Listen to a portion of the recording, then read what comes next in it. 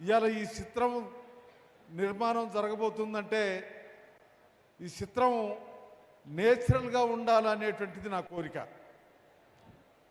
నేను ఏ పద్ధతుల్లో ఉండేవాడిని, నా పద్ధతి ఏంటి, నా విధానం ఏంటి, నా స్వభావం ఏంటి అనేటువంటిది ఉండాలి అనేటువంటిది.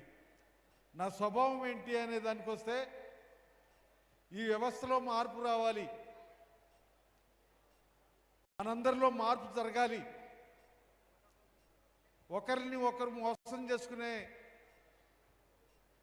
పద్ధతి కానీ, ఒకరిని ఒకరు దోసుకునేటువంటి పద్ధతి కానీ,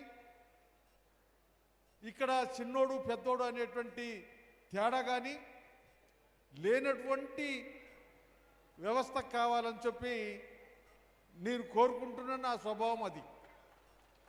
ఇప్పటిదాకా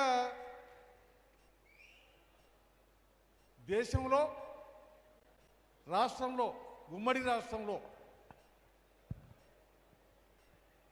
పేదోళ్ళకి ఏం కావాలి, వాళ్ళకి కావాల్సినటువంటి వాటి కోసం ఏం చేయాలి, ఆ చేతలు చర్యలు ఎట్లుండాలి అనేటువంటి పద్ధతుల్లో సిపిఐఎంఎల్ ప్రజాపంద పనిచేస్తూ వచ్చింది.